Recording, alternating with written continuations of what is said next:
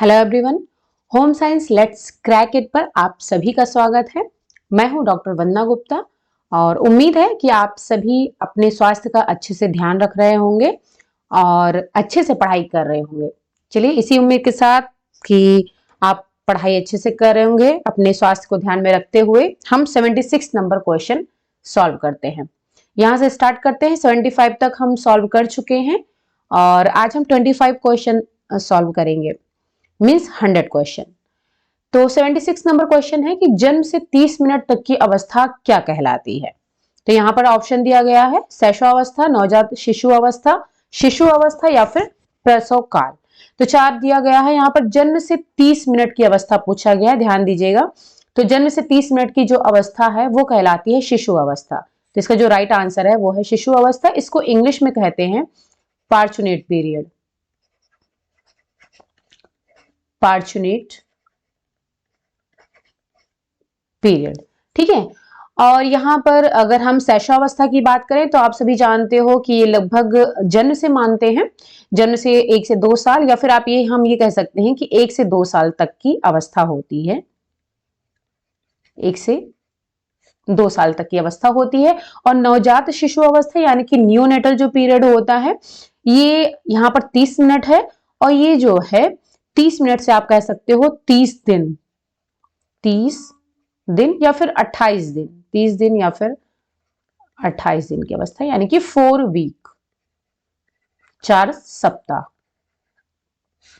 ठीक है। तो जन्म से 30 मिनट की, ध्यान दीजिएगा यहां पर मिनट है, 30 मिनट शिशु अवस्था यानी कि इसको फॉर्चुनेट पीरियड इंग्लिश में बोलते हैं। नवजात शिशु अवस्था नियोनेटल पीरियड है ये, 28 दिन या फिर 30 दिन कह सकते हैं, 4 वीक्स, ठीक है। और शैशवावस्था 1 से 2 साल की। प्रसव काल तो अलग ही है। फिर आता है 77 क्वेश्चन, बजट के लिए उपभोग का नियम किसके द्वारा प्रतिपादित किया गया था। उपभोग का नियम है लॉ ऑफ कंजप्शन, इंग्लिश में इसको कहते हैं। एडम स्मिथ के द्वारा, डॉक्टर एंजल, एम मार्शल या फिर ग्रॉस एवं क्रैंडल के द्वारा। तो उपभोग का नियम दिया गया है डॉक्टर एंजल के द्वारा। और इसको हम यहाँ पर देख लेते हैं इन्होंने क्या कहा है। एंजल्स लॉ, इनका पूरा नाम है जर्मन अर्थशास्त्री अर्नेस्ट एंजल। ये इनका पूरा नाम है अर्नेस्ट एंजल और ये जर्मन अर्थशास्त्री हैं। इन्होंने पारिवारिक बजटों का अध्ययन किया और उनके प्राप्त निष्कर्षों के आधार पर इन्होंने एक नियम प्रस्तुत किया जिसे एंजल का उपभोग नियम यानी कि एंजल्स लॉ ऑफ कंजप्शन कहा जाता है। इन्होंने इसको 3 वर्गों में बांटा है। पहला इन्होंने कहा है कि आय में वृद्धि होने पर भोजन व्यय पर प्रतिशत घटता जाता है, यानी जैसे जैसे हमारी आय बढ़ती जाती है, इनकम बढ़ती है, तो व्यय का प्रतिशत जो हमारा भोजन पर हो रहा है वो घटता जाता है। और आय में कमी के साथ भोजन पर प्रतिशत व्यय बढ़ता जाता है। दूसरा इन्होंने कहा वस्त्र, मकान, किराया, प्रकाश और ईंधन आदि पर जो किया जाने वाला प्रतिशत व्यय है वो आय के परिवर्तित होने पर स्थिर रहता है, यानी कि चाहे आय ज्यादा हो या फिर कम हो वो स्थिर ही रहता है, ठीक है, ना ही बढ़ता है और ना ही घटता है, लगभग वो आय के अनुसार ही चलता है। फिर है आय की वृद्धि शिक्षा, मनोरंजन, स्वास्थ्य आदि पर प्रतिशत व्यय को बढ़ाती है, यानी कि हमारी अगर आय की वृद्धि हो रही है, इनकम हमारा बढ़ रहा है, तो शिक्षा पर, मनोरंजन पर और स्वास्थ्य पर भी हमारा प्रतिशत बढ़ता है, जबकि आय की कमी होने पर इन मदों पर प्रतिशत व्यय घटता है। ये एंजल्स के द्वारा जो नियम प्रतिपादित किया गया है उन्होंने ये चीज बताई है, ठीक है। तो इसमें जो मतलब मेन क्वेश्चन पूछा जाता है वो ये है कि आय में वृद्धि होने पर भोजन व्यय पर प्रतिशत जाता है और कमी होने पर भोजन पर प्रतिशत व्यय बढ़ता जाता है। और ये भी कहा गया है अगर हायर इनकम ग्रुप, मिडिल और लोअर इनकम ग्रुप की बात करें तो उसमें उन्होंने कहा है जो लोअर इनकम ग्रुप के लोग होते हैं उनमें चूंकि आय की कमी होती है लेकिन वो भोजन पर अपना व्यय ज्यादा करते हैं, ठीक है। और जो अमीर लोग होते हैं यानी हायर इनकम ग्रुप वाले वो भोजन पर व्यय कम करते हैं, खर्चा कम करते हैं। चलिए अब आते हैं नेक्स्ट क्वेश्चन पर। 78 क्वेश्चन है कि स्वास्थ्य सेवाओं को जन जन तक पहुंचाने के लिए गांव में डैश नियुक्त किए जाते हैं। स्वास्थ्य सेवाओं को मतलब गांव में अगर पहुंचाना है हर एक लोग तक तो फिर किसको नियुक्त किया जाता है। हेल्थ गाइड, स्वास्थ्य कार्यकर्ता, चिकित्सक या फिर इन सभी को। तो यहाँ पर स्वास्थ्य कार्यकर्ता यानी कि हेल्थ वर्कर को नियुक्त किया जाता है। 79 क्वेश्चन है कि एस्बेस्टस है प्राकृतिक रेशा, मानवकृत प्राकृतिक खनिज या फिर मानवकृत खनिज रेशा। तो जो एस्बेस्टस है वो प्राकृतिक खनिज रेशा है यानी कि इसको हम कहेंगे natural mineral fibre. Natural mineral English में फाइबर, ठीक है। प्राकृतिक रेशा आप सभी जानते हो कि कौन कौन से, कॉटन हो गया, जूट हो गया, लिनन हो गया, ये सब आपके प्राकृतिक रेशा हैं। और सिल्क और ऊल ये सब नेचुरल फाइबर हैं। मानवकृत का मतलब है जो मैन मेड हो, जैसे कि रेयॉन हो गया, ठीक है, ये मैन मेड फाइबर के अंदर में आ जाता है। और मानवकृत खनिज रेशा है, इसमें जो है आपकी ग्लास ये सब आ जाते हैं। मानवकृत खनिज रेशा यानी कि जो मैन मेड मिनरल फाइबर है उसके अंतर्गत में आते हैं। और नेचुरल मिनरल फाइबर में आपका एस्बेस्टस है। अच्छा, जो एस्बेस्टस है ये आग प्रतिरोधक होता है, यानी कि जो एस्बेस्टस से बने कपड़े होते हैं, जिसे जो आग बुझाने वाले लोग कपड़े पहनते हैं, तो वो एस्बेस्टस फाइबर से बनाए जाते हैं, क्योंकि आग नहीं पकड़ता है ये। फिर 80 नंबर क्वेश्चन है, राजमा में उपस्थित ऑक्जिलेट एवं फाइटेट किसकी उपलब्धता को अवरोधित करते हैं? कार्बोहाइड्रेट, लौह तत्व एवं कैल्शियम, लौह तत्व या फिर कैल्शियम सिर्फ। तो यहाँ पर जो ऑक्जिलेट और फाइटेट हैं ये सब क्या है? इनहिबिटर हैं, जो कि राजमा में होते हैं। और किसको ये अवरोधित करते हैं, इनहिबिट करते हैं? लौह तत्व एवं कैल्शियम, यानी कि आयरन और कैल्शियम को। थोड़ा सा हम आयरन के बारे में भी राजमा के न्यूट्रिशन फैक्ट्स को देख लेते हैं, इसके अलावा भी क्या क्या चीजें हैं इसमें। तो देखिए, these beans are store house of protein, यानी कि आप सभी जानते हो कि इसमें प्रोटीन बहुत अधिक मात्रा में पाया जाता है राजमा में। और ये रेड मीट का, यानी कि जो रेड मीट का है उसका रिप्लेसमेंट है, बहुत अच्छा, जो लोग नॉनवेज नहीं खाते हैं उनके लिए। इसके अलावा इसमें जो है, अगर 1 कप किडनी बीन्स, इसको राजमा को इंग्लिश में किडनी बीन भी कहते हैं, तो अगर हम 1 कप जो है राजमा खाते हैं तो 15 ग्राम प्रोटीन लगभग हमें मिल जाता है, तो काफी है ये। और इसके अलावा ये मिनरल का भी बहुत अच्छा सोर्स है। मिनरल में कॉपर है, आयरन है, manganese, phosphorus, molybdenum, vitamin B1 और फोलेट, ये विटामिन का भी अच्छा सोर्स है। और इसमें शुगर कंटेंट बहुत ही कम मात्रा में होता है, नेग्लिजिबल होता है। और डाइटरी फाइबर बहुत अच्छी मात्रा में पाया जाता है। और सबसे अच्छी बात है, लो ग्लाइसेमिक इंडेक्स होता है, लो ग्लाइसेमिक इंडेक्स होता है, जो कि आपका डायबिटीज पेशेंट के लिए बहुत बेस्ट होता है। तो इसलिए इन्होंने कहा है कि जो होलसम बीन है serves as an ideal addition to a diabetic patient, क्योंकि इसमें ग्लाइसेमिक इंडेक्स कम होता है, तो बेस्ट है ये। और इसके अलावा यहाँ पर न्यूट्रिएंट्स की अगर हम बात करें तो इन्होंने कहा है कि जो है, जो इसमें न्यूट्रिएंट्स पाए जाते हैं वो किस किस चीज में मतलब फायदा करते हैं, जैसे कि हीलिंग हेल्थ बेनिफिट्स में, रेगुलेटिंग ब्लड शुगर को नियंत्रित करने में मदद करते हैं, उसके रेगुलेशन में, लोअरिंग कोलेस्ट्रॉल, कोलेस्ट्रॉल को कम करने में, और इम्यूनिटी यानी कि जो हमारा प्रतिरक्षा तंत्र है उसको बूस्ट करने में मदद करते हैं। इसके अंदर कुछ बायोएक्टिव कंपाउंड्स भी होते हैं, जैसे कि आइसोफ्लेवन्स है, एंथोसाइनिन है। एंथोसाइनिन एक पिगमेंट भी है। और यहाँ पर आइसोफ्लेवन्स है। आइसोफ्लेवन्स का मेन क्या है, ये ब्रेस्ट कैंसर के इसको कम करता है, घटाता है, ऑस्टियोपोरोसिस में मदद करता है, ठीक है। और जो मेंस्ट्रुअल साइकिल है उसको रेगुलेट करता है, यानी कि रेगुलर मेंस्ट्रुअल साइकिल को चलाने में आइसोफ्लेवन्स मदद करता है। एंथोसाइनिन की बात करें तो ये भी key role in averting the risk of heart disease, यानी कि हार्ट डिजीज को, हृदय की जो बीमारी होती है उसको जो है, उसके रिस्क को कम करने में मदद करता है।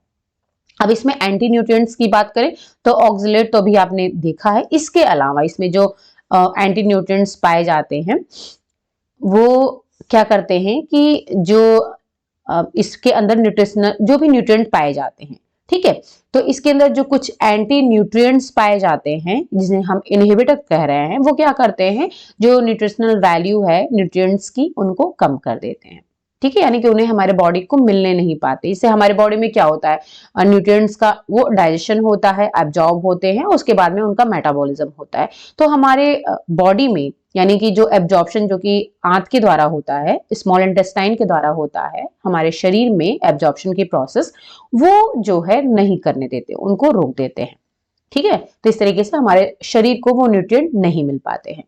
अब इसमें इन्होंने बताया है, इसके फाइटिक एसिड जो है एंटी न्यूट्रिएंट है, जो कि क्या करता है, absorption of iron and zinc, यानी कि आयरन और जिंक के एब्जॉर्प्शन को, अवशोषण को इम्पेयर कर देता है, यानी कि सही से एब्जॉर्ब नहीं होने देता है। और इसमें जो प्रोटीएज इनहिबिटर है, जिसे कि ट्रिप्सिन इनहिबिटर भी कहते हैं, वो क्या करता है, जो डाइजेस्टिव एंजाइम्स है उनकी फंक्शनिंग को रोक देता है, यानी कि सही से डाइजेस्टिव एंजाइम को काम करने नहीं देता है।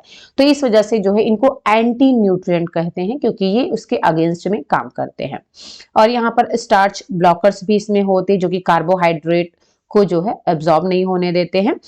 और लेकिन जो एंटी न्यूट्रिएंट एक्टिविटीज है राजमा की, उनको रोका जा सकता है, कम किया जा सकता है। कैसे? इनएक्टिव किया जा सकता है। कैसे? अगर आप इनको सोक करके यूज करते हो और अच्छे से पकाते हो, तो फिर जो है जो भी इनके अंदर एंटी न्यूट्रिएंट पाए जाते हैं, इसी तरीके से सोयाबीन है उसके अंदर भी इनहिबिटर्स पाए जाते हैं, ट्रिप्सिन है वो भी उसमें पाया जाता है।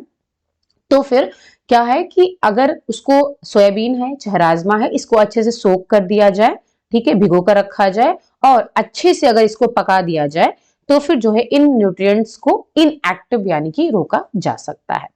चलिए अब आते हैं नेक्स्ट क्वेश्चन पर। नेक्स्ट है 81 क्वेश्चन है कि लिनन तंतु डैश के तने से प्राप्त होता है। किसके तने से? जूट के पौधे से, पटुवे, पटुवे का मतलब है यहाँ पर फ्लैक्स, फ्लैक्स प्लांट, कपास के पौधे से या फिर सन के पौधे से। ओके, तो यहाँ पर जो लिनन तंतु है वो फ्लैक्स प्लांट से प्राप्त होता है, फ्लैक्स ऑब्लिक लिनन, ये एक ही नाम अलग अलग है, ठीक है। चलिए अब आते हैं, बाल विवाह निषेध अधिनियम किस वर्ष लागू हुआ? 1929, 1955, 76 या फिर 2006? तो ये जो बाल विवाह निषेध अधिनियम है, चाइल्ड मैरिज रिस्ट्रेंट एक्ट, ये हमने पहले भी डिस्कस किया हुआ इसी पेपर में, स्टार्टिंग में जो आई थिंक पार्ट फर्स्ट है उसमें हमने डिस्कस किया हुआ है, तो वहां पर आप देख सकते हो, उसमें हमने ये चीज बताया 1929 इसका एग्जैक्ट है, वहां पर हमने डिटेल में इसको डिस्कस किया हुआ है, तो वहां से आप देख सकते हो पार्ट 1 में। फिर 83 क्वेश्चन है, समय मापक इकाई यानी कि TMU एक सेकंड डैश भाग होती है कितना? 0.0036, 0.00036 या फिर 0006 या फिर 0.036? तो ये राइट आंसर है। समय मापक इकाई एक सेकंड का कौन सा भाग होती है? तो चलिए इसको देख लेते हैं कौन सा भाग है TMU। ये देखिए TMU कन्वर्जन चार्ट है। टाइम मेजरमेंट इन यूनिट जो है बहुत ही जो माइन्यूट समय होता है उसको मापने के लिए होता है। तो आपने जिसे हमने वर्क सिंप्लीफिकेशन पढ़ा था, तो उसमें आपने एक पढ़ा था साइक्लोग्राफ, ठीक है। तो उसमें बताया था हमने कि क्या होता है, बॉडी पर छोटे छोटे बल्ब लगा दिए जाते हैं और उसके साथ में जो जो मूवमेंट्स होती हैं उसको रिकॉर्ड कर लिया जाता है। तो जो TMU है, टाइम मेजरमेंट यूनिट है, ये उसी के लिए जो मोशन होते हैं उनके टाइम को रिकॉर्ड मेजर करने के लिए टाइम मेजरमेंट यूनिट का यूज किया जाता है, क्योंकि बहुत ही छोटे छोटे जो है मोशंस को ये रिकॉर्ड करता है। तो यहाँ पर आप देख सकते हो कन्वर्जन यूनिट दिया हुआ है, जो हमारे क्वेश्चन में आया वो तो सेकंड पूछा गया है कि एक TMU में कितना सेकंड होता है, तो 0.036 ये हमारा आंसर है। यहाँ पर मिनट भी दिया गया है, 0.00060 मिनट होता है, 0.000010 आवर होते हैं, 27.78 TMU इसका अपोजिट। अब यहाँ बताइए अगर इसको हम अपोजिट 1 सेकंड में पूछ कितना TMU होता है, तो 1 सेकंड में 27.78 TMU होता है, 1 मिनट में 1667 TMU होता है और 1 आवर में 100000 TMU होता है, ठीक है। तो इस तरीके से आपका जो राइट आंसर है वो ये है। इसके अलावा मिनट भी पूछा जा सकता है और भी पूछे जा सकते हैं, या फिर इसको उल्टा करके भी पूछा जा सकता है, ठीक है। चलिए अब आते हैं नेक्स्ट क्वेश्चन है कि रक्त में शर्करा की सामान्य मात्रा कितनी होती है? तो यहाँ पर 80 mg पर 100 ml दिया गया, 80 to 20 mg पर 100 ml दिया गया, 80 to 120 पर 1000 ml। तो ये तो बिल्कुल भी नहीं होगा पर 1000 ml, ठीक है। और 80 mg नहीं होता है, 80 to 120 mg पर 100 ml होता है, या फिर कहीं कहीं पर आपको ऐसा भी 70 to 110 mg पर 100 ml भी मिल जाएगा, तो ये भी सही है। 70 to 100, 110 या फिर 80 to 120 दोनों ही सही हैं। फिर है काथा कढ़ाई कहाँ से संबंधित है? तो काथा पंजाब, उत्तर प्रदेश, बंगाल या फिर गुजरात? तो काथा जो है वो बंगाल की है, ठीक है, यहाँ की फेमस जो है एम्ब्रॉयडरी है। पंजाब की अगर हम बात करें तो पंजाब की फुलकारी है, और उत्तर प्रदेश की आप सभी को पता होगा चिकनकारी, और गुजरात की है पटोला और बांधनी, ये पहले भी हम पढ़ चुके हैं, और बांधनी ये गुजरात की है। ओके, चलिए अब आते हैं नेक्स्ट पर। 86 क्वेश्चन है, ऊर्जा मापने की अंतरराष्ट्रीय इकाई क्या है? Joule, kilo calorie, kilo joule, calorie. तो अंतरराष्ट्रीय इकाई है जूल। इसको भी थोड़ा सा देख लेते हैं। देखिए अब यहां पर हम कैलोरी, हम थोड़ा सा कंफ्यूज होंगे कि कैलोरी भी हो सकती है, लेकिन अब यहां देखिए जूल क्या है? Standard international system of units of energy. ठीक है, एक स्टैंडर्ड जो मतलब यूनिट है एनर्जी की, वो जूल है। इसको एसआई यूनिट भी कहते हैं। और इस किसके नाम पर इसको दिया गया? जेम्स प्रेस्कॉट जूल, इन्हीं के नाम पर जो है इसको जूल नाम दिया गया है। And the unit is same as unit of power. Okay, ये हो गया। अब कैलोरी की अगर हम बात करें तो कैलोरी क्या होती है? The approximate amount of energy needed to raise the temperature of 1 gram of water by 1 degree Celsius। इसका मतलब है कि 1 ग्राम पानी का तापमान, 1 ग्राम पानी का तापमान 1 डिग्री सेल्सियस बढ़ाने में जितनी ऊर्जा की आवश्यकता होती है उसको 1 कैलोरी कहते हैं। ठीक है, तो ये भी क्वेश्चन आया हुआ है, कैलोरी की डेफिनेशन भी पूछी गई है। डेफिनेशन क्या मतलब कैलोरी क्या होती है? तो 1 ग्राम पानी का तापमान 1 डिग्री सेल्सियस बढ़ाने के लिए जितनी ऊर्जा की जरूरत होती है उसको 1 कैलोरी कहते हैं। ओके, तो क्लियर हो गया, ये कैलोरी होती है और जूल डिफरेंस क्या है। और unit is used for measuring heat energy. Heat energy को जो है मापने के लिए कैलोरी का यूज किया जाता है। ठीक है, और 1 calorie is equal to 4.184 joule होता है। और it is often use instead of joule, मतलब जूल के जहां पर भी इसका यूज किया जाता है अक्सर when dealing with the energy released from food. यानी कि जब फूड एनर्जी की अगर हम बात करेंगे तो फिर जूल नहीं, हम किस यूनिट का यूज करेंगे? कैलोरी का यूज करेंगे। तो फूड्स के लिए हम कैलोरी का यूज करते हैं। ठीक है, जैसे हम पूछते हैं कि प्रोटीन, 1 ग्राम प्रोटीन में कितनी कैलोरी मिलती है, 1 ग्राम कार्बोहाइड्रेट में कितना मिलता है, तो वहां पर हम बताते हैं 4 किलो कैलोरी। ठीक है, कार्बोहाइड्रेट का भी 4 किलो कैलोरी। तो फिर वहां पर अगर हम फूड एनर्जी की बात करें तो फिर हम कैलोरी यूज करेंगे। 87 क्वेश्चन है, ढाका मलमल का निर्माण कहाँ होता है? सॉरी, किससे होता है? सूती रेशों से, ऊनी से, कृत्रिम रेशों से या फिर रेशमी रेशों से? तो ढाका मलमल या फिर हम इसे ढाका मसलिन कहें इंग्लिश में, तो ये इसका निर्माण जो होता है सूती रेशों से होता है।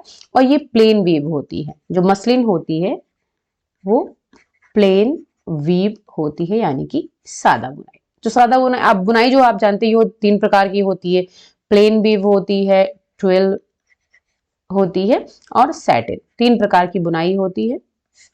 ठीक है, और जितनी बुनाई है ये सब इसी के अंदर में आ जाती है। फिर है, और जो ढाका मलमल है, ढाका मसलिन की अगर हम बात करें तो ये जो पूर्वी पाकिस्तान है, बांग्लादेश की राजधानी है जो, तो उसी का ये मलमल है, मतलब वहां के लिए फेमस है।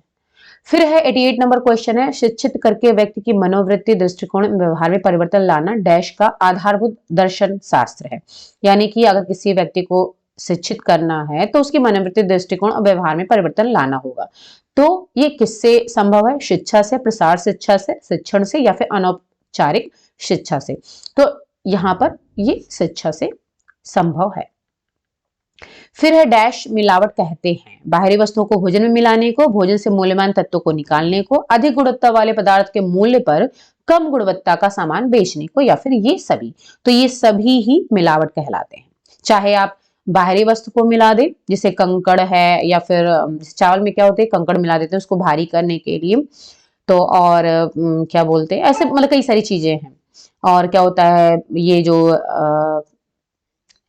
मिर्ची का पाउडर होता है, ठीक है एक्चुअली ध्यान नहीं आ रहा है, जो मिर्ची का पाउडर होता है चूंकि रेड कलर का होता है, इसमें क्या करते हैं, जो ईंट होती है वो भी रेड कलर की होती है, तो उसको पीस करके उसे मिला देते हैं।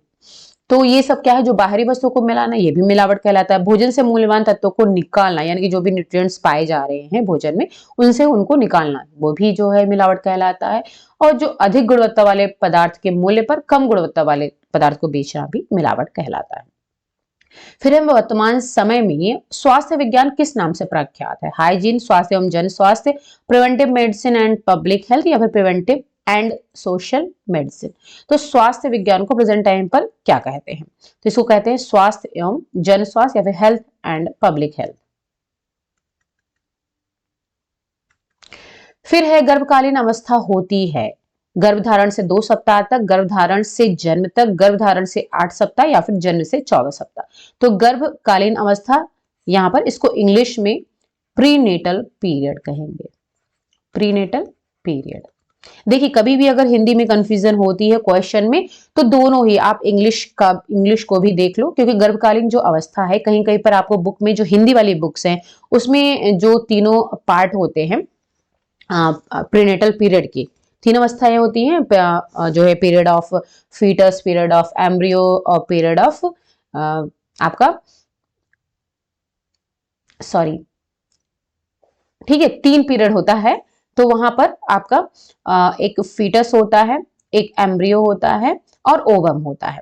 ठीक, तो 3 पीरियड रहता है, ओवम, फीटस और एम्ब्रियो।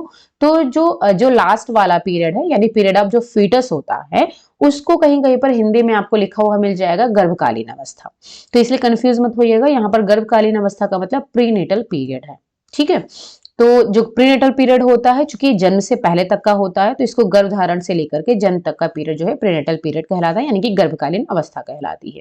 ठीक है, और जो आपका मतलब ये तीनों पीरियड होते हैं उसमें भी अलग अलग है, यानी टोटल पीरियड जो तीनों हमने बताया, पीरियड ऑफ ओवम, फीटस और एम्ब्रियो, वो तीनों ही पीरियड आपका प्रीनेटल पीरियड के अंदर में आता है। चलिए, फिर है DWCRA का क्रियान्वयन करती है केंद्र सरकार करती है, राज्य सरकार करती है, जिला परिषद करता है, या फिर इनमें से कोई नहीं। तो DWCRA जिसको कि डोकरा कहते हैं हम। ठीक है, तो इसका क्रियान्वयन कौन करता है? तो ये करता है जिला परिषद। इसको थोड़ा सा देख लेते हैं डोकरा के बारे में। देखिए, जो डोकरा है इसका पूरा नाम है ग्रामीण क्षेत्रों में महिलाओं और बच्चों का विकास, development of women and children in rural areas. ठीक है, ये इंग्लिश में इसका फुल फॉर्म है, हिंदी में ये है। और डोकरा जो है IRDP यानी एकीकृत ग्रामीण विकास कार्यक्रम जो है उसकी एक सहायक योजना है, और 1982-83 में डोकरा को 50 जिलों में लागू किया गया था, और ये 94 से 95 तक देश के प्रत्येक जिले को शामिल करने के लिए विकसित हो गया था। ठीक है, डोकरा कार्यक्रम में वंचित जो ग्रामीण महिलाएं हैं उनको समूह में इकट्ठा किया जाता है, ताकि वे अपनी सामाजिक आर्थिक स्थिति में सुधार के प्रयास में आय के आत्मनिर्भर स्रोतों का पीछा कर सके, यानी कि खुद आत्मनिर्भर बन सके। अब यहाँ पर जिला परिषद की जो बात की गई है, ये एक जिला स्तरीय स्थानीय स्वशासन इकाई है। ग्राम पंचायतों और राज्य सरकार को जिला परिषद द्वारा जोड़ा जाता है। ठीक है, यानी कि जो स्टेट गवर्नमेंट है और जो गांव की पंचायत होती है उनको जोड़ने के लिए जिला परिषद होती है। जिला ग्रामीण विकास एजेंसियां योजना के क्रियान्वयन में सहायता के लिए डोकरा को लागू करती हैं। तो जो ये जिला परिषद है वो एक तरीके से जिला ग्रामीण विकास एजेंसी है, कह सकते हो, तो जो कि डोकरा को लागू करती है, इस वजह से यहां पर आंसर इसका जिला परिषद आएगा। चलिए, फिर आते हैं नेक्स्ट क्वेश्चन पर। संश्लिष्ट रंजक की खोज किसने की थी? संश्लिष्ट का मतलब है synthetic dye. William Henry Parker, Morey, J T Dixon, George Audemars. तो इसकी खोज की थी विलियम हेनरी पार्कर ने। इसको भी थोड़ा सा देख लेते हैं कि डाई होती क्या है। रंजक, हिंदी में कहते हैं इसको रंजक, एक रंगीन पदार्थ जिसे डाई के रूप में जाना जाता है, जिस सतह पर इसे लगाया जाता है उसके साथ एक रासायनिक बंध बना लेता है, यानी कि केमिकल बॉन्ड बना लेता है। रंग द्रव्य के विपरीत रंग रासायनिक रूप से उस सामग्री से बंधे होते हैं जिसे वे रंगते हैं। ये 2 प्रकार के होते हैं, प्राकृतिक और कृत्रिम, यानी कि नेचुरल और सिंथेटिक, 2 प्रकार के रंग होते हैं। प्राकृतिक वो होते हैं जो कि खनिज, आकाशेरुकी जीवों और पौधों से प्राप्त होते हैं, यानी कि नेचुरली जो प्राप्त किए जा रहे हैं। और संश्लिष्ट यानी कि जो सिंथेटिक रंग होते हैं वो पेट्रोकेमिकल्स का इस्तेमाल किया जाता है उनको बनाने में, और इन रंगों को औद्योगिक सेटिंग या फिर प्रयोगशाला में बनाया जाता है। और कभी कभी सिंथेटिक रंगों को कोल तार रंजक भी कहा जाता है। अच्छा, क्यों कहा जाता है? तो यहाँ पर देख लेते हैं कि जो विलियम हेनरी पार्किन थे, ये एक अंग्रेजी रसायनज्ञ थे, ठीक है। और इन्होंने 1856 में दुर्घटना से सबसे पहले सिंथेटिक रंगों में से एक बनाया था, यानी कि ये एक एक्सपेरिमेंट कर रहे थे 1856 में, तो एक्सीडेंटली जो है इन्होंने सिंथेटिक रंगों को डेवलप किया, यानी कि उसकी खोज की, डिस्कवर किया इसको। पार्किन क्या कर रहे थे, ये मलेरिया का उपचार मतलब मलेरिया का उपचार खोज रहे थे, तो उसके लिए ये क्या कर रहे थे, कोयला गैस निष्कर्षण मतलब कर रहे थे।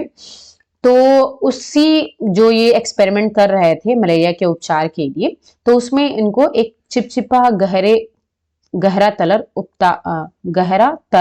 उत्पाद जो है प्राप्त हुआ, जिसको कोल तार कहा गया, ठीक है।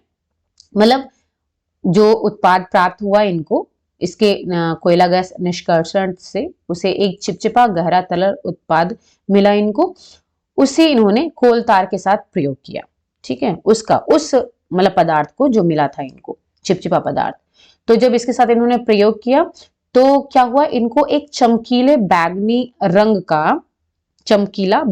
रंग मिला, जो कि रेशम पर मतलब लग गया था। यानी कि रेशम का जो कलर था, ये जो चिपचिपा पदार्थ निकला, तो उसने क्या किया, जो रेशम का कपड़ा वगैरह रखा रहा होगा उनके पास, तो उस रेशम के कलर को उसने एक चमकीला बैंगनी रंग दे दिया, ठीक है। क्योंकि वो जो मलेरिया की खोज कर रहे थे, उसका उपचार का खोज कर रहे थे, वो तो उनका विफल रहा, वो नहीं कर पाए, लेकिन उसी दौरान एक्सीडेंटली क्या हुआ, इन्हें एक कलर प्राप्त हो गया, चमकीला बैंगनी रंग।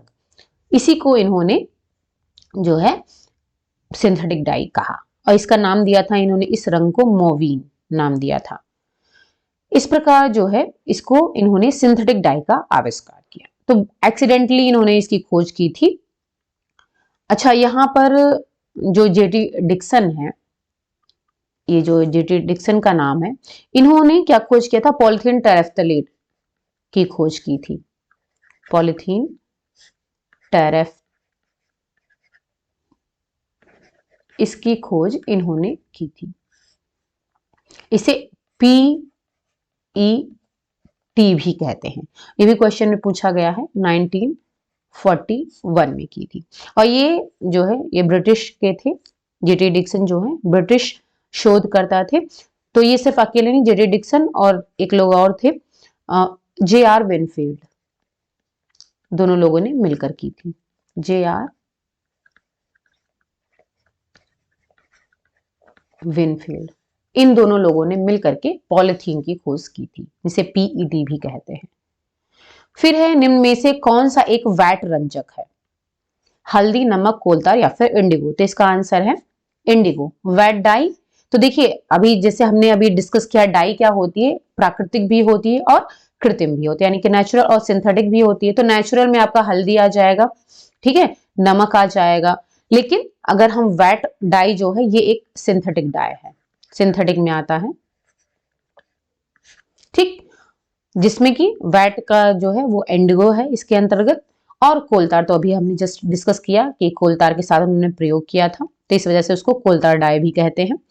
फिर है, जाइगोट किसे कहते हैं, शुक्राणु, अंडाणु, नया कोश या फिर क्रोमोसोम्स को। जो जाइगोट, जो नई सेल बनती है, उसको जाइगोट कहा जाता है, ठीक है। शुक्राणु और अंडाणु, इन्हीं के जब ये दोनों फर्टिलाइज्ड होते हैं, यानी कि स्पर्म और ओवम, ये जब फर्टिलाइज होते हैं, तो उन्हीं से एक नया सेल बनता है, जिसे कि जाइगोट कहा जाता है, जिसके अंदर क्रोमोसोम्स पाए जाते हैं उनके फादर और मदर के।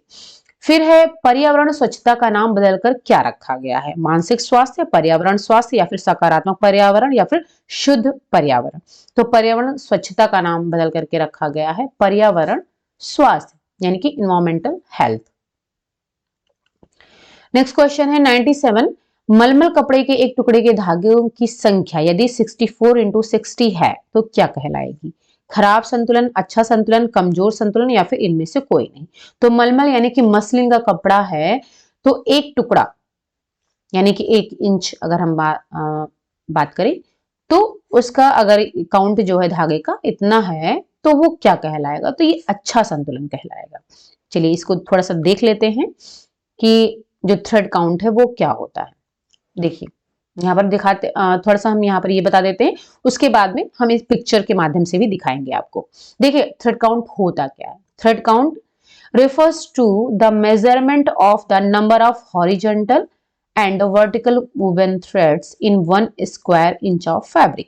यानी कि 1 स्क्वायर इंच ऑफ फैब्रिक में जितना लंबाई वाले धागे होते हैं और चौड़ाई वाले जो धागे होते हैं उनके नंबर्स को थ्रेड काउंट कहा जाता है। अब थ्रेड काउंट ये कितना हो सकता है, 80 से लेकर के, यानी 1 स्क्वायर इंच में 80 से लेकर के 700 या फिर इससे ज्यादा भी हो सकता है।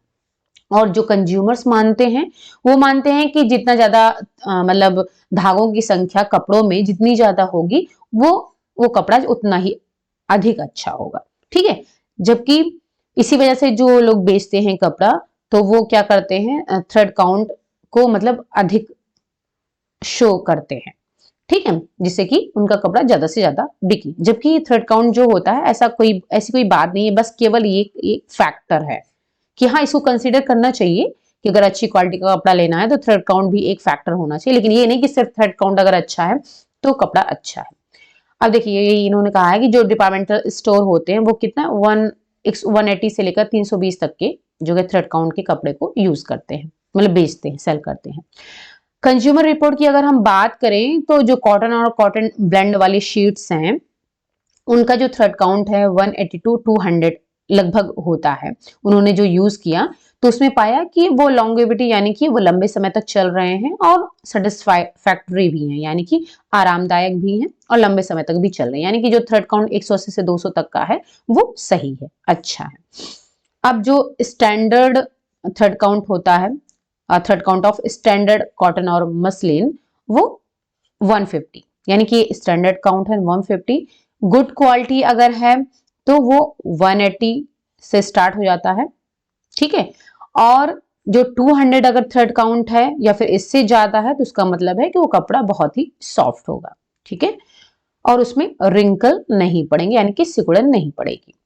और जो लग्जरी शीट्स होती हैं उनका थ्रेड काउंट 500 या फिर इससे भी अधिक होता है। ठीक, तो ये तो हो गया थ्रेड काउंट के बारे में।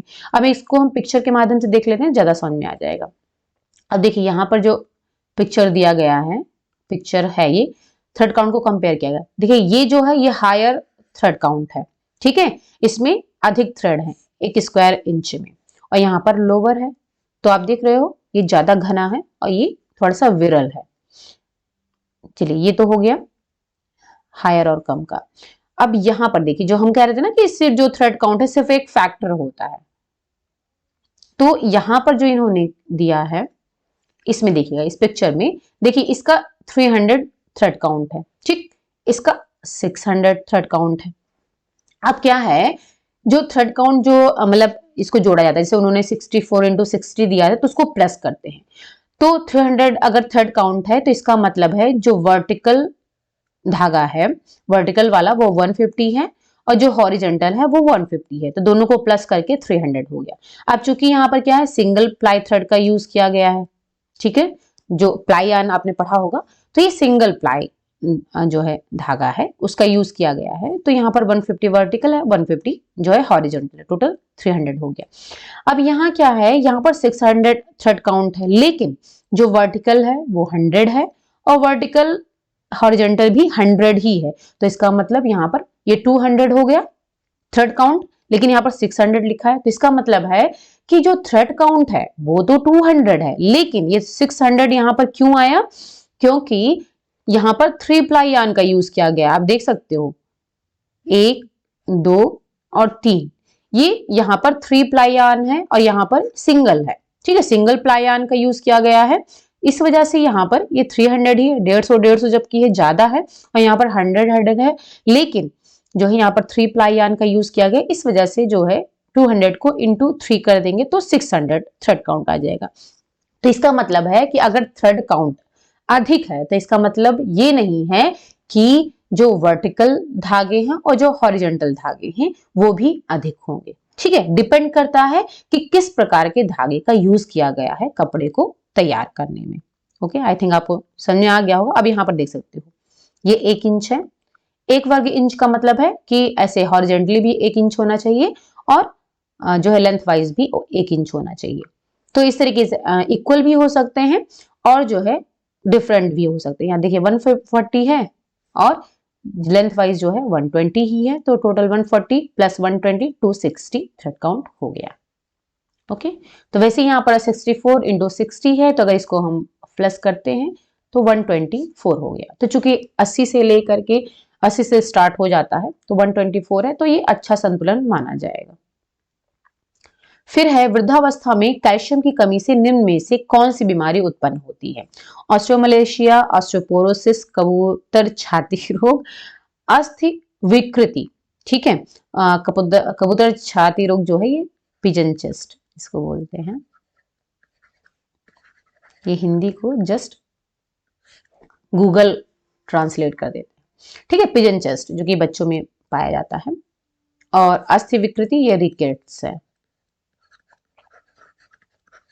ठीक, तो वृद्धावस्था में चूंकि पूछा गया है कैल्शियम की कमी से निम्न से कौन सी बीमारी होती है, तो होती है ऑस्टियोपोरोसिस होती है। ठीक है, पिजन चेस्ट और जो रिकेट्स है ये बच्चों में ज्यादा देखा गया है, कैल्शियम की कमी की वजह से, विटामिन डी की कमी की वजह से होता है। देखिए विटामिन डी की कमी होगी तो कैल्शियम की कमी ऑटोमेटिकली हो जाएगी, क्योंकि कैल्शियम के एब्जॉर्प्शन के लिए विटामिन डी चाहिए होता है। सॉरी, थोड़ा सा हम यहाँ पर देख लेते हैं ऑस्टियोमलेशिया और ऑस्टियोपोरोसिस में डिफरेंस क्या है। थोड़ा सा इसमें कंफ्यूजन होती है, इसी वजह से हमने यहाँ पर देखिए ऑस्टियोमलेशिया ऑस्टियोपोरोसिस डिफरेंस क्या है। अगर डेफिनेशन की बात करें तो ऑस्टियोपोरोसिस क्या होता है, reduction of the bone mineral density, यानी कि जो बोन मिनरल डेंसिटी होती है, घनत्व होता है, जो हड्डियों और खनिज का जो घनत्व होता है वो कम होता चला जाता है ऑस्टियोपोरोसिस में। ठीक है, पोर्स का मतलब है छिद्रयुक्त हो जाती हैं हड्डियां, क्योंकि डेंसिटी कम हो जाती है। ऑस्टियोमलेशिया में क्या होता है, डीमिनरलाइजेशन, यानी कि जो बोन में मिनरल्स पाए जाते हैं वो घट रहे हैं। ठीक है, डीमिनरलाइजेशन हो रहा है। प्रेजेंस की बात करें तो ज्यादातर जो ऑस्टियोपोरोसिस है वो मोर देन या फिर बराबर 65 साल या फिर 65 साल से जो अधिक विमेन है उनमें होता है ज्यादातर, यानी कि औरतों में ऑस्टियोपोरोसिस होने के चांसेस ज्यादा होते हैं, और ज्यादातर एज देख रहे हो आप वृद्धावस्था पहुंच जा रहा है। और ऑस्टियोमलेशिया जो है एडल्ट में होता है। अच्छा, बच्चों में भी हो सकता है ये। फिर है साइन एंड सिम्टम्स की बात करें तो ऑस्टियोपोरोसिस में curving of the back and risk for fracture, यानी कि जो बैक होता है वो कर्व जैसे होता है, वैसे कर्व के फॉर्म में आ जाता है, यानी कि ऐसे झुका हुआ, और फ्रैक्चर होने के चांस होते हैं। ऑस्टियोमलेशिया में क्या होता है, जो मसल्स होती हैं वो कमजोर हो जाती हैं, फ्रेजाइल बोन्स हो जाती है, यानी कि कभी भी टूट सकती है, इतनी कमजोर हो जाती है। फिर कॉजेज की अगर हम बात करें, जो ऑस्टियोपोरोसिस है उसमें क्या होता है, deficiency in calcium and phosphorus, इसकी वजह से कैल्शियम और फॉस्फोरस की कमी से हो सकता है। ड्रग्स की वजह से इनहेरिटेड भी हो सकता है, आनुवंशिक भी हो सकता है। एंडोक्राइन डिसऑर्डर हो सकता है, हार्मोनल, इट मींस हार्मोनल हो सकता है, और अल्कोहल की वजह से भी हो सकता है। ऑस्टियोमलेशिया की बात करें तो ये डेफिशिएंसी इन विटामिन डी, यानी कि ऑस्टियोमलेशिया स्पेशली विटामिन डी की कमी की वजह से हो रहा है। और यहाँ पर आप देख रहे हो विटामिन डी कहीं भी नहीं है। ट्रीटमेंट की अगर हम बात करें तो healthy life style, calcium supplement लेकर के और नेचुरली कैल्शियम डाइट लेकर के इसको सही किया जा सकता है। और ऑस्टियोमलेशिया के लिए विटामिन डी का इंजेक्शन लेना पड़ता है, क्योंकि आप आहार से विटामिन डी इतना नहीं ले सकते हो। बस एक जो सन रेज है वही एक जो है होता है, रिसोर्स होता है कि उससे आप आसानी से ले सकते हो, या फिर हमें सप्लीमेंट अलग से लेना पड़ता है विटामिन डी का, या तो फिर आप जो है धूप से ले सकते हो। ओके, तो ऑस्टियोमलेशिया एंड ऑस्टियोपोरोसिस में आपको डिफरेंस समझ में आ गया होगा। अब आते हैं लास्ट 2 क्वेश्चन है। 99 क्वेश्चन है, ग्रह व्यवस्था एक व्यवहारिक विज्ञान है, ये किसका कथन है? व्यवहारिक विज्ञान का मतलब प्रैक्टिकल साइंस है। ग्रॉसम क्रैंडल का है, कॉर्डजिन का है, राजमल पी देवदास या फिर इरीन ओपनहीम का है। तो व्यवहारिक विज्ञान है, ये कई बार हम डिस्कस कर चुके हैं। प्रैक्टिकल साइंस ये कॉर्डजिन ने कहा है। तो यहाँ पर हम सबकी डिफिनेशन दिखा देते हैं कि किसने क्या कहा है। देखिए, ग्रॉस एंड क्रैंडल ने कहा है कि गृह व्यवस्था यानी कि होम मैनेजमेंट एक मानसिक प्रक्रिया है जिसमें आयोजन, नियंत्रण और मूल्यांकन के द्वारा तथा पारिवारिक संसाधनों के उचित उपयोग से पारिवारिक लक्ष्यों की प्राप्ति की जा सकती है। निकोलम डॉर्सी ने कहा, गृह व्यवस्था परिवार के लक्ष्यों को प्राप्त करने के उद्देश्य से परिवार के स्रोतों या संसाधनों के प्रयोग हेतु किया गया आयोजन, नियंत्रण एवं मूल्यांकन है। लगभग दोनों की डेफिनेशन एक ही है, बस लैंग्वेज का डिफरेंस है। फिर है राजमल पी देवदास ने कहा है कि गृह व्यवस्था में पारिवारिक लक्ष्यों को प्राप्त करने हेतु पारिवारिक संसाधनों के उपयोग से संबंधित निर्णयों को सम्मिलित किया जाता है। ठीक। इरिन ओपेनहीम ने क्या कहा है, गृह व्यवस्था संस्कृति की जड़ होती है। भिन्न भिन्न संस्कृतियों में गृह उत्तरदायित्व की व्यवस्था में भिन्नता होती है, क्योंकि अलग अलग संस्कृति में अलग अलग होम मैनेजमेंट हो सकता है। ठीक है, डिफरेंस हो सकता है। स्वयं संस्कृति में भी पर्याप्त भिन्नता देखने को मिलती है। तो ये हो गई कि जो अलग अलग यहाँ पर जितने भी थे साइंटिस्ट, सबने अलग अलग क्या क्या कहा है होम मैनेजमेंट जो है इसमें। Grossan Crandall, Rajmal P Devdas, Erin Oppenheim, सबका हमने यहाँ पर बता दिया है कि इन्होंने क्या डेफिनेशन दी है। कॉर्जिन ने कहा है प्रैक्टिकल साइंस है। ठीक है। फिर लास्ट क्वेश्चन है, ग्लाइकोलिसिस प्रक्रिया में क्या होता है। ग्लूकोज का ग्लाइकोजन में परिवर्तन होता है, ग्लाइकोजन का विघटन होता है, ग्लूकोज का पायरुविक एसिड में परिवर्तन होता है, या फिर अमीनो अम्ल तथा वसा का निर्माण होता है। तो ग्लाइकोलिसिस प्रक्रिया में ग्लूकोज जो है वो पायरुविक अम्ल में परिवर्तित हो जाता है। ठीक है। अभी जो पायरुविक अम्ल है फिर आगे फर्दर कार्बन डाइऑक्साइड, जल और जो है ऊर्जा में उत्पन्न करता है। कार्बन डाइऑक्साइड CO2, H2O और ऊर्जा यानी कि एनर्जी। ठीक है। अब जो ऊर्जा है वो तो हमारे शरीर की जो शारीरिक और मानसिक कार्य है उसमें यूज हो जाती है। वाटर का भी यूज कर लिया जाता है शरीर के द्वारा। अब जो ये कार्बन डाइऑक्साइड यहाँ से बनती है वो क्या होती है, हमारे रक्त जो परिसंचरण तंत्र है उसके थ्रू ये पहुंच जाती है फेफड़ों में, और फेफड़ों से ये नाक के द्वारा हमारे शरीर से बाहर निकल जाती है। ठीक है, क्योंकि हम क्या करते हैं, कार्बन डाइऑक्साइड निकालते हैं और एक्सेल करते हैं और इनहेल क्या करते हैं, ऑक्सीजन। तो इस तरीके से जो कार्बन डाइऑक्साइड है वो हमारे शरीर से नाक के माध्यम से बाहर निकल जाती है और इन दोनों का यूज कर लिया जाता है। और यहाँ पर एक चीज और है, पायरुविक अम्ल जो है, अगर ऑक्सीजन की जो लैक्टिक अम्ल आपने पढ़ा होगा, लैक्टिक अम्ल क्या होता है, हमारे थकान के लिए रिस्पॉन्सिबल होता है। तो यही जो पायरुविक अम्ल है, अगर इसको ऑक्सीजन मिल जाता है, ठीक है, तो क्या होता है कि ये साइट्रिक अम्ल बना लेता है। लेकिन अगर यही पायरुविक अम्ल को ऑक्सीजन नहीं मिलता है, यानी कि अगर O2 प्रेजेंट नहीं है, अनुपस्थित है, तो क्या होता है, जो पायरुविक अम्ल है ये लैक्टिक एसिड में बदल जाता है। और ये जो लैक्टिक अम्ल है ये हमारे मांसपेशियों में थकान उत्पन्न कर देता है। तो हमें जो थकान लगती है वो इसी लैक्टिक एसिड की वजह से लगती है। ओके, चलिए फिर इसके आगे जो 25 क्वेश्चन बचे हुए हैं उसको हम नेक्स्ट वीडियो में डिस्कस करेंगे। आज हम 25 क्वेश्चन ही डिस्कस कर रहे हैं। ओके, तो अगर ये सही लगा है आपको, जो भी हमने समझाने की कोशिश की है, तो इसको वीडियो को लाइक जरूर कर दीजिएगा और शेयर भी ज्यादा से ज्यादा करिए और सब्सक्राइब कर लीजिएगा अगर नए हैं तो। ओके, चलिए फिर मिलते हैं नेक्स्ट वीडियो में और 25 क्वेश्चंस के साथ में। Okay, bye bye, take care and thank you so much.